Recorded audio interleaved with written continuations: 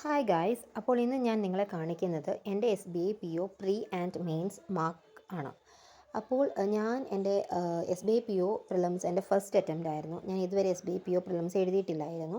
And ആ ഒരു first അറ്റംപ്റ്റിൽ തന്നെ എനിക്ക് പ്രിലിംസ് ക്വാളിഫൈ ചെയ്യാൻ പറ്റിയിരുന്നു. ആൻഡ് മെയിൻസിൽ ഞാൻ ഔട്ടായിപ്പോയി, എന്നാലും പ്രിലിംസ് ഞാൻ ക്വാളിഫൈ ചെയ്തിരുന്നു. സോ ഇനിയിപ്പോൾ ഉടനെ നമുക്ക് SBA POൻ്റെ നോട്ടിഫിക്കേഷൻ കാണാൻ സാധിക്കും. അതുകൊണ്ടാണ് ഇപ്പോൾ എൻ്റെ മാർക്സ് എത്രയാണെന്നൊക്കെ പലരും എന്നോട് ചോദിച്ചിട്ടുണ്ടായിരുന്നു. അതുകൊണ്ടാണ് അത് കാണിക്കാമെന്ന് വിചാരിക്കുന്നത്. അപ്പോൾ നിങ്ങൾ ആരെങ്കിലും പഠിക്കാൻ സ്റ്റാർട്ട് ചെയ്തിട്ടില്ല എന്നുണ്ടെങ്കിൽ ഇപ്പോഴാണ് കറക്റ്റ് ടൈം. ഇപ്പോൾ നിങ്ങൾക്ക് സമയം നോട്ടിഫിക്കേഷന് മുൻപ് സമയം കിട്ടും. അത് കഴിഞ്ഞിട്ട് പിന്നെ സമയം കിട്ടുകയില്ല. അതുകൊണ്ട് ഇതുവരെയും പ്രിപ്പറേഷൻ സ്റ്റാർട്ട് ചെയ്യാത്തവർ ഇപ്പോൾ തന്നെ പ്രിപ്പറേഷൻ സ്റ്റാർട്ട് ചെയ്യുക.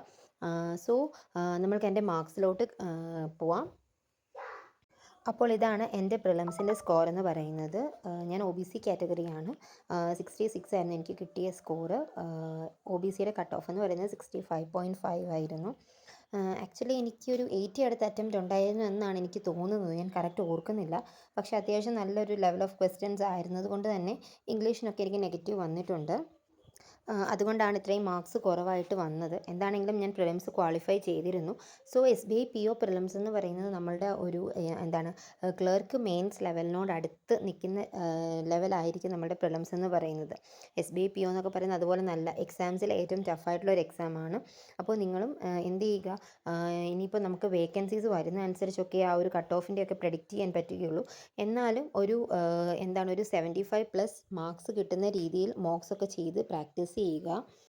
ദെൻ ഇതാണ് എൻ്റെ മെയിൻസിലെ മാർക്സ് എന്ന് പറയുന്നത്. എനിക്ക് ഔട്ട് ഓഫ് 250 57.13 ആണ് കിട്ടിയത്.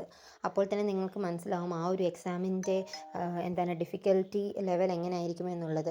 OBCയുടെ കട്ട് ഓഫ് എന്ന് പറയുന്നത് 69.5 ആയിരുന്നു. ആൻഡ് എനിക്ക് കിട്ടിയത് 57.13 ആയിരുന്നു. ഇതെന്ന് പറയുന്നത് നമ്മുടെ മെയിൻസിലെ ഒബ്ജക്റ്റീവ് ടൈപ്പിലെ മാർക്സും അതുപോലെ തന്നെ നമ്മളുടെ ഡിസ്ക്രിപ്റ്റീവ് പേപ്പറും രണ്ടും കൂടെ കൂട്ടി ചെയ്തിട്ടുള്ള മാർക്കായിരുന്നു എനിക്ക് വന്നിട്ടുണ്ടായിരുന്നത്. അപ്പോൾ ചെയ്തപ്പോഴൊക്കെ എനിക്ക് അത്യാവശ്യം കുഴപ്പമില്ല എന്നൊക്കെ തോന്നിയായിരുന്നു. ഡിസ്ക്രിപ്റ്റീവ് ഒക്കെ അത്യാവശ്യം ഡ്യൂബിൾ ആയിട്ടുള്ള ക്വസ്റ്റ്യൻസ് ഒക്കെ ആയിരുന്നു. ഞാൻ പ്രാക്ടീസ് ചെയ്തിട്ടൊക്കെ ഉണ്ടായിരുന്നു. പക്ഷേ ഒബ്ജക്റ്റീവ് ടൈപ്പ് നല്ല ടഫ് ലെവൽ ഓഫ് ക്വസ്റ്റ്യൻസ് ആയിരുന്നു. ഇപ്പോൾ ഇംഗ്ലീഷ് ആണെങ്കിലും ക്വാൺസ് ആണെങ്കിലും റീസണിങ് ആണെങ്കിലും ക്വാൺസിലൊക്കെ എനിക്ക് വളരെ കുറവ് അറ്റംപ്റ്റ്സ് മാത്രമേ ഉണ്ടായിരുന്നുള്ളൂ. സോ അപ്പോൾ നിങ്ങൾ മെയിൻസ് ഒക്കെ പഠിക്കുകയാണെന്നുണ്ടെങ്കിൽ നല്ല ഹൈ ലെവൽ ക്വസ്റ്റ്യൻസ് ഒക്കെ ചെയ്ത് നോക്കുക. അതിനൊക്കെ ഗൈഡിൽ നിന്നാണെങ്കിലും അത്യാവശ്യം നല്ല ഹൈ ലെവൽ ക്വസ്റ്റ്യൻസ് ഒക്കെ കിട്ടും. ഹൈ ലെവൽ പ്രാക്ടീസ് ചെയ്താൽ മാത്രമേ SBA PO പോലുള്ള എക്സാംസ് ഒക്കെ നമുക്ക് ക്ലിയർ ചെയ്യാൻ പറ്റുകയുള്ളൂ. അപ്പോൾ ഇതിന് രണ്ടിനും വേണ്ടിയിട്ടുള്ള ഡീറ്റെയിൽ ആയിട്ടുള്ള എൻ്റെ പ്രിപ്പറേഷൻ വീഡിയോസൊക്കെ ഞാൻ നിങ്ങളോട് ഷെയർ ചെയ്യാം. സോ എന്തെങ്കിലും ഡൗട്ട്സ് ഉണ്ടെങ്കിൽ താഴെ കമൻറ്റ് ചെയ്യുക. Thank you for watching. Bye bye.